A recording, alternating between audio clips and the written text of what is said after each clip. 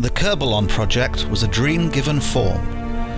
Its mission, to slip the surly bonds of Kerbal, to explore outer space, to reach for the horizon, to seek to strive, to never fall, to not go quietly into that good night. This is the Kerbylon project. Liquid, fuel tank splashdown. Okay, nothing broke, I don't think. I think it was simply my staging was completely wrong. So let's get to the vehicle assembly building and we'll check on this. Okay. Engine and fuel tanks there. You should be down here. And then that's my lower stages. But that decoupler, I think, might want to be on a stage on its own. And I don't have a decoupler up here, do I?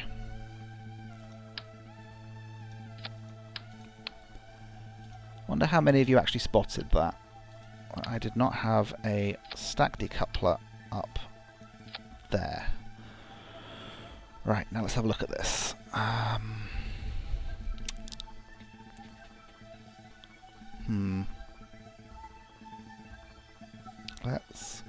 like my decoupling stages to be separate from other stuff. It makes it easier for me to see what's going on. Okay, so wings, engines, fuel and structural, then we split at that point. Our next stage is engine, fuel, advanced SAS and the capsule. I think those should be up there. I'm not sure it matters because, you know, they're not actually going to blow off or anything. Okay. This is the 2A save. What's good is this thing's keeping a nice track of all my different iterations, so I can always go back. Okay, this is it, guys. We're gonna make it to orbit. Right. Time for a dawn launch. SAS on. Throttle to full. And launch. Okay, so you can see here over on the right that active fuel tanks show you how much fuel they're using, and there's 6 in reserve, hooking on these 3 engines there. Then the next, so currently on stage 4. Do you see bottom left? There's a stage counter. Oh, okay, so there's an overheat warning on those, but in general it seems they get better after a while. I could throttle back slightly. Let me try. There you go. I throttled back slightly, which means I won't get as much thrust, but I'll thrust for longer because I'll be using less fuel.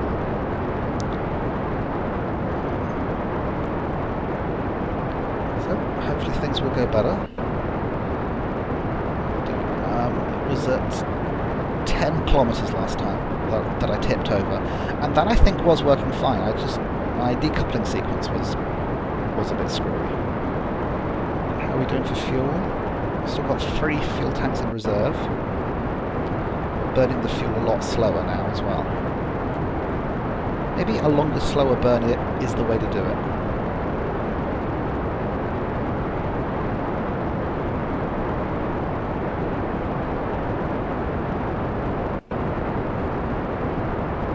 Okay, coming up on 10 kilometers.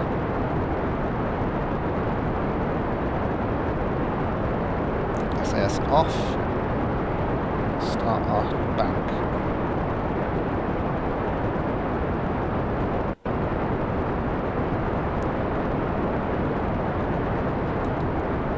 Stabilise a little bit,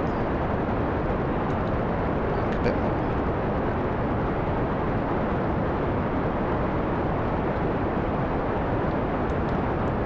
Stabilise a little bit. Now this being a rocket, it doesn't really matter which way, you know, up and down have no meaning to it because it's a rocket. So, okay, we're on our final fuel tanks, approaching 25 kilometers. I'm going to tip over a little bit more.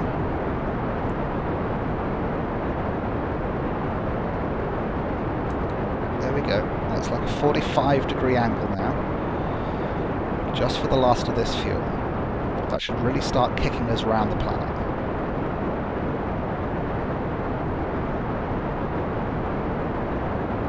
I do like SAS. It really keeps you on track. These things would be impossible to fly without SAS. And it's, you know, it's not unrealistic because, you know, the actual Apollo missions, they had automatic stabilizing gyroscopes and stuff.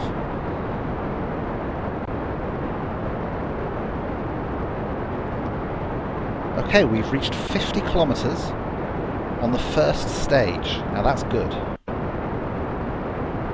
That means we should have the entire fuel for the second stage just for our orbital maneuvers. In fact, our orbit might be a bit high. Right, let's separate.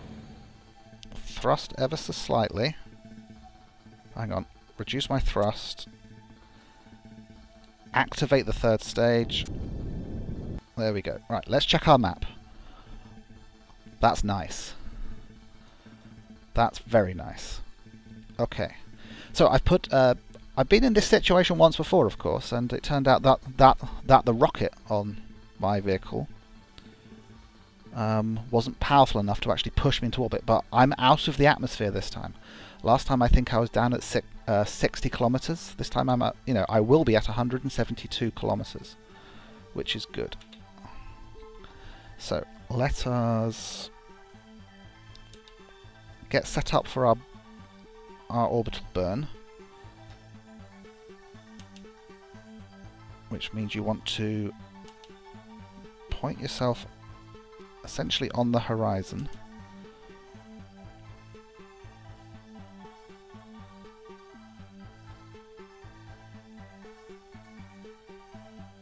SAS keeps correcting my roll. Oops. Okay, the roll is a lot more sensitive than the rest of it. That'll do. Let's get a better angle, so we can actually see Kerbal, see the sunrise.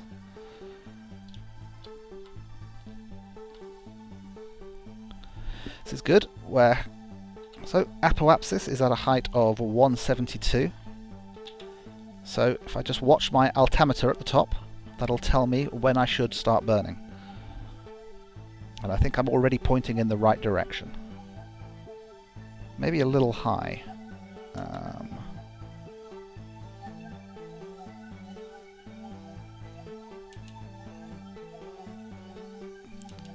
Maneuvering is a lot more delicate once you're in space. Maybe I should turn on sensitive controls. There we go, nice and level. We're at 160. Coming up on our burn. Oh, this is intense. Will I manage it? Ready to throttle. See, it's most efficient if you throttle at or just before the apoapsis, and then you want to sort of push it ahead of you. I'm going to start throttling at 170. Okay, come on. Let me make an orbit. Let me make an orbit.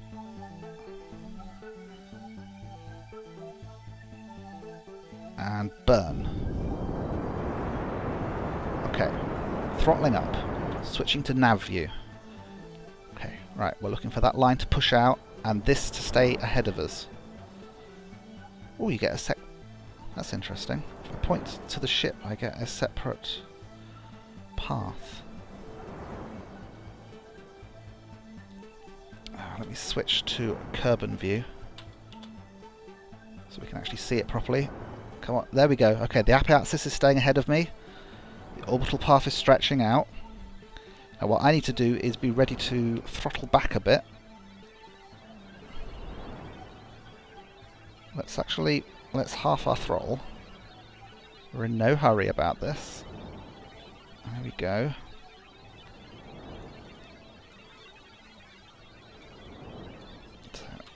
Why can't I get a completely over-the-top view? It's limiting my camera. Okay, there we go. We've got a periapsis. If that gets out of the atmosphere, we officially have an orbit. Okay, I'm just letting it circularize itself and cut the engines. Okay. Oops, we can't quite see that. Okay. The lowest point of my orbit is 127.1 kilometers, and the upper is 245. So this isn't a very circular orbit. But what I'll do is I'll wait until I reach the apoapsis again. I'll do another burn in the direction of travel, and that will raise this. And then we'll have a nice circular orbit at 245. What's my fuel status? Ooh. Okay, I've used almost a full fuel tank, and obviously I need to get back to Kerbal. So we reached orbit quite nicely with our first stage, but this stage I think needs a little more fuel, possibly more engines as well. So let us keep this pointing in the direction of travel. Oh, this is a lot better now I've turned on fine control. I'll have to remember that. Basically, once you're in space, you want fine control. Oh, that roll is still a lot more twitchy than I'm expecting. I suppose it makes sense. I mean, from the shape of the spaceship, my manoeuvring is being controlled purely by internal gyroscopes. And if you've got something that's long and thin like that, it's a lot easier to make it spin around its longitudinal axis than it is to make it turn end over end and so on. So you can see there my...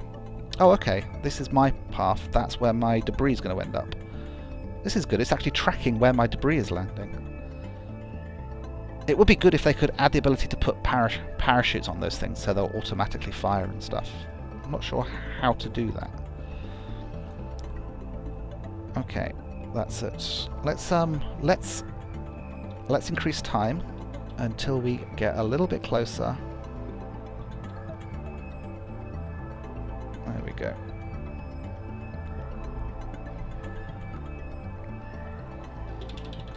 And right, so it's at 245.7. Let's point ourselves in the direction of travel. There it is. Slowly, slowly. Oh, got a bit of a roll going here. No! I did that in the wrong direction, didn't I? Oh dear, oh dear.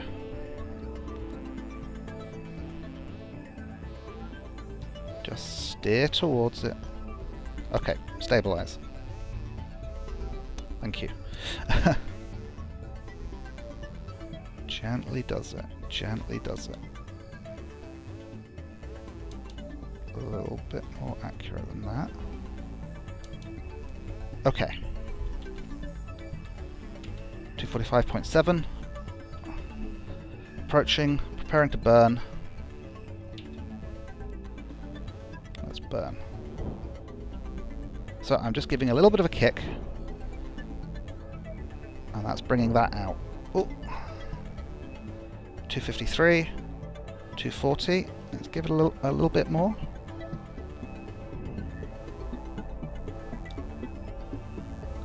Uh, 243, 262. I'm just trying to get my orbit as circular as possible because it's, you know, it's like good practice. But I'm having trouble.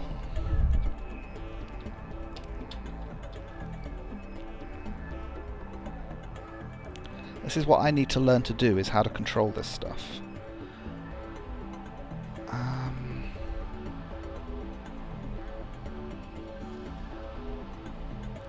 Again, the only way to raise that is to wait until I get there again.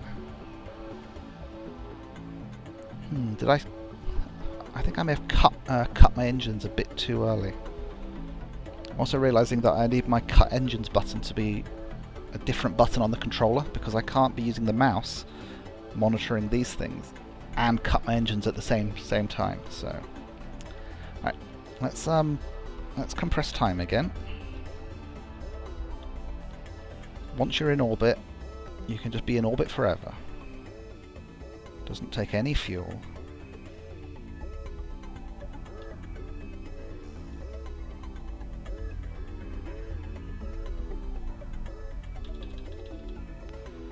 Okay, 262.2.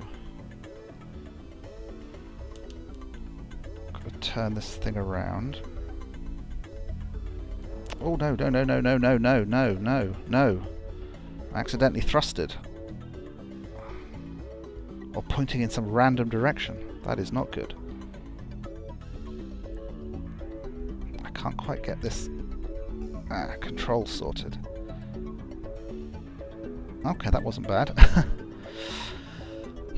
Problem is that I've got my throttle and my roll on the same analog stick, because I couldn't work out a better way to lay out the controls. But that means that, you know, even though I put a dead zone on my throttle, it's still, you know, it's possible I can accidentally hit it. Okay, 266. Right, we're still a little bit away from that.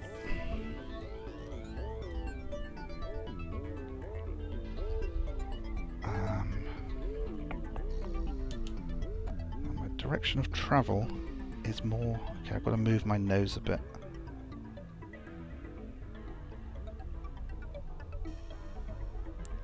Come on. There we go. There we go. I'm tempted to just burn now.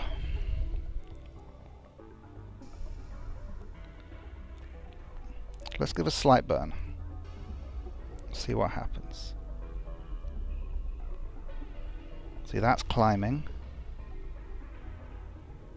So's that one though. 69, 235, 270. Come on now. Let's keep my direction pointing at the horizon. Why have you started rolling?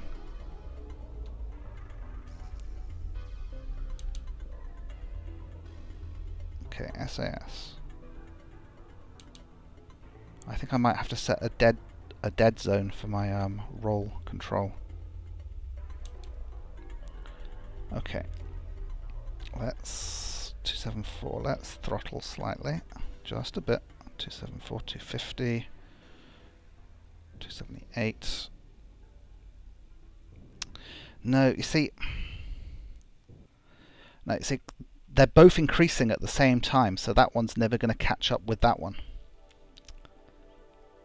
And I don't want to push my orbit out anymore because, fuel-wise, I've almost finished my first tank. And I need the fuel to get home again. Right. Okay, so you can't just do your orbital burns whenever and wherever you want, because otherwise they both move out or both move in. So if you want to actually adjust them, you have to do it on just the one or the other. Okay, I'm going to go to my periapsis, do a retro burn, that means burning in the opposite direction that I'm orbiting, and bring this down to match that.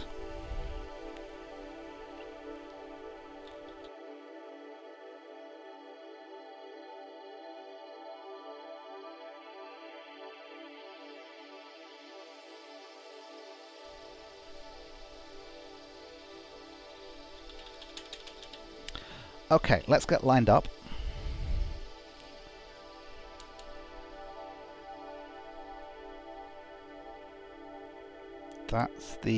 That's retro. Oops, wrong way, come on. These controls definitely have a built-in roll, which is messing me up slightly. Okay. So I've pointed myself. You can see that I'm orbiting to the right as we're looking at it, and I've pointed myself backwards now. Periapsis is at 257.9. And of course my height is dropping.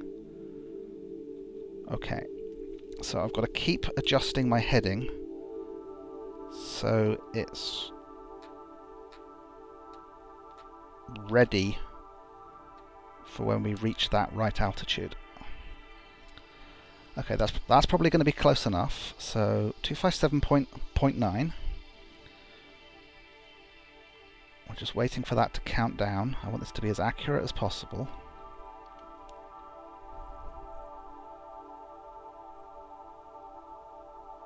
Do I have time for another course correction? I'm going to give it a go. Just nudge that up a bit. There we go. Whew. This is a tricky game.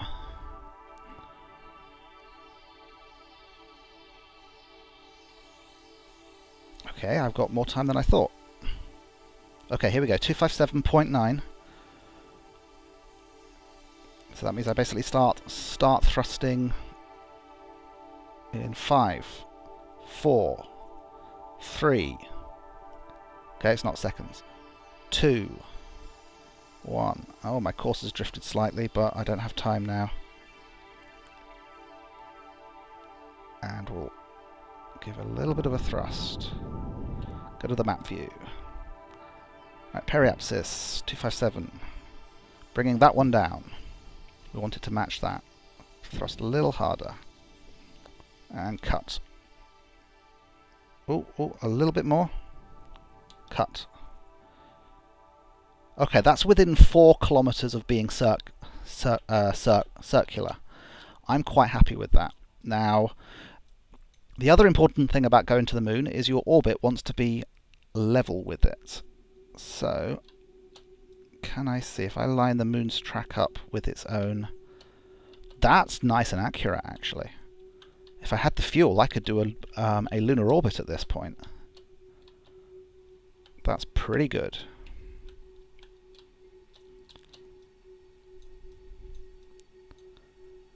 Whew. Right, successful orbit. Hey, successful orbit. I'm quite happy. Now, I must say that I'm standing on the backs of giants here, because the only reason I was able to do that relatively well is that I watched all of Kurt J. Mack's Kerbal Space Program videos, and I watched all of Winter Owl's. I think he's either Winter Owl or White Owl. He appears to have more than one name. His real name is Matt.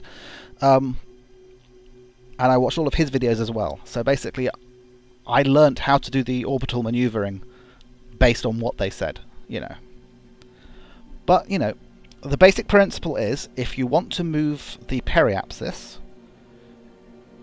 you wait until you're at the apoapsis. Basically, you're always waiting until you're on the opposite side of whatever it is you want to adjust. And if you want to raise it, you burn in the direction of your travel. And if you want to reduce it, you burn in the opposite direction of travel. There's only 2 directions to burn in orbital mechanics. In the direction of travel and against the direction of travel. There's no point angling yourself. All you do is waste fuel. That's just how it works. Maybe if there's a physicist watching, they can explain exactly why. So, time to find Kerbal Space Center. Where is the Kerbal Space Center? Oops. It should be directly under me, because the other thing most space centers do is they make sure they're on the equator. So I think it might be there. I don't think it's going to show up on this view.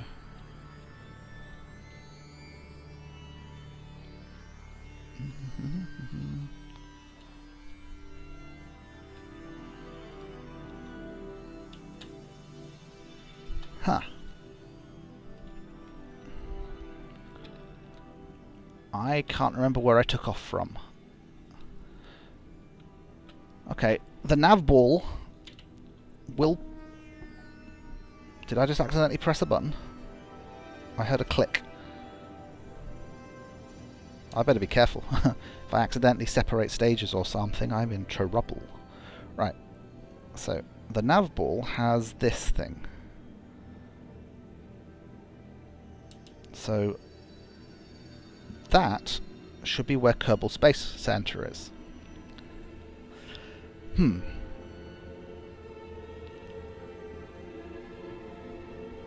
So I'm going to try speeding up time and see whether if I can work out from how that thing moves, whether I can work out where Kerbal Space Center is. Like, is it below us now, or is it on the opposite side of the planet?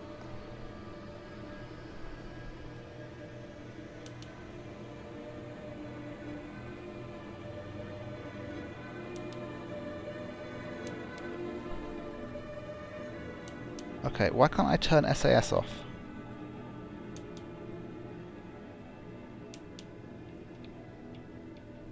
Okay, something's gone wrong with my controls. They aren't working.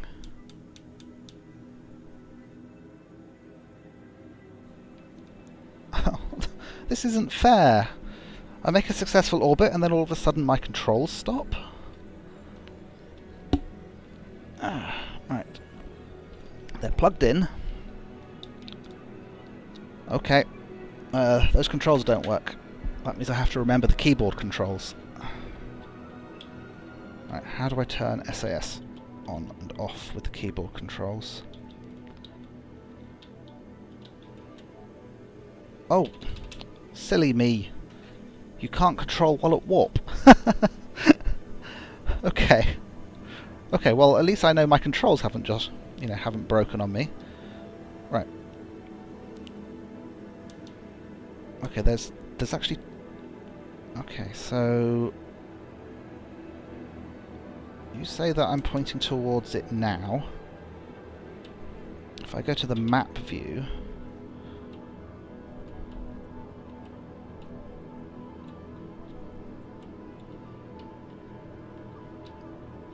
Yeah, I think Kerbal Space Center is here. Oh, you can't see where I'm pointing. There's like a... Yeah, so I'm going to try retro burning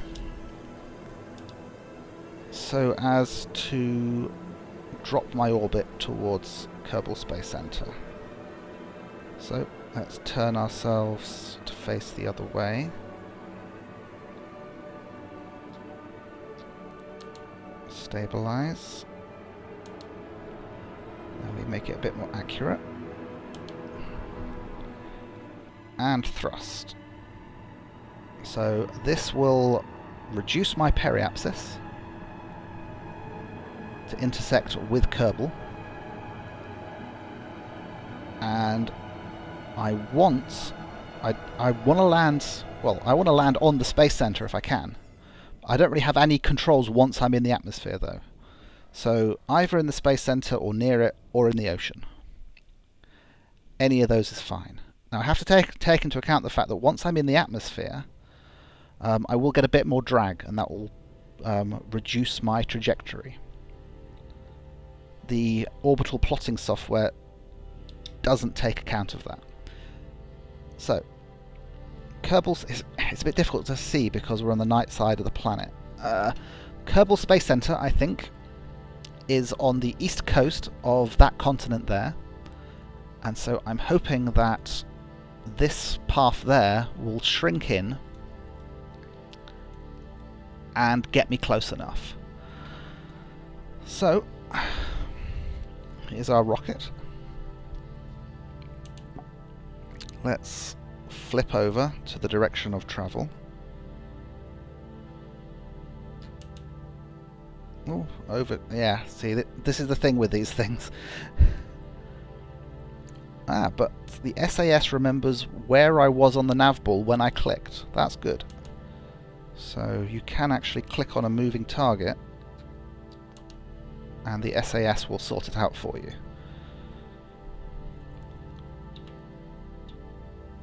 So let's speed up time a bit. Or do I want to jettison? No, I won't jettison yet. Let's just speed up time. Let's enjoy the view.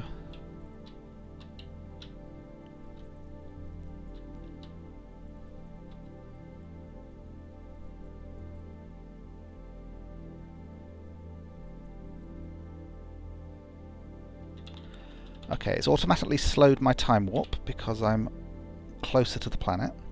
You can see that this has already shifted over a bit. Let me speed things up again.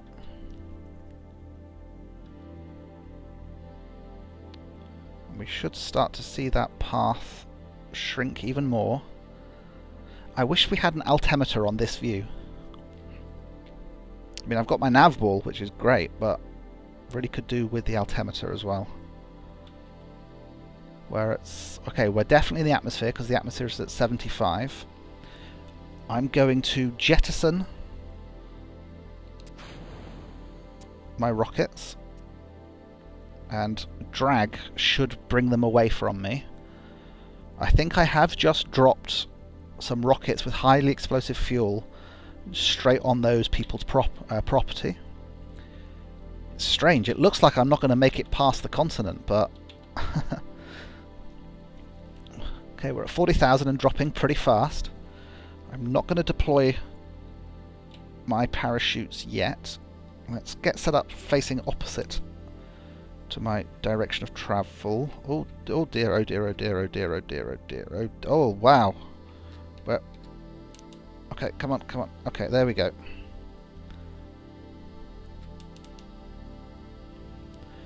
Okay. My Kerbals are freaking out. One of them loves it. He thinks it's a ride.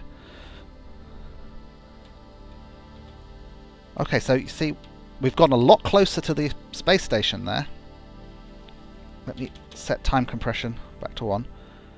We overshot by a bit. You see? Okay, let's go back here.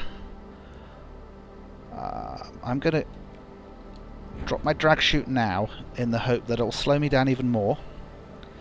So I'll land even closer to the space center. Do you see that shrinking? That's the increased drag. Let me actually target my spaceship so I can zoom in. No! Sorry, something's gone wrong on my computer.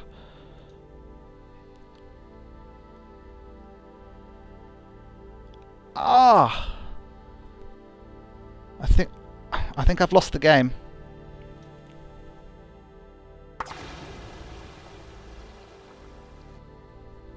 I just heard a splashdown. Okay. That was Windows. If you press Tab rapidly multiple times, it starts asking you about sticky keys. Thank you, Windows, for interrupting my game. Oh well. We were on the parachute, we were on the final descent. There was nothing that could go wrong at that stage. So, successful orbit, successful deorbit. I'll see you next time when we'll apply what we've learned to the design of our spacecraft. And maybe we'll go for a lunar orbit and return. So, see you next time from the Kerbylon project. Over and out.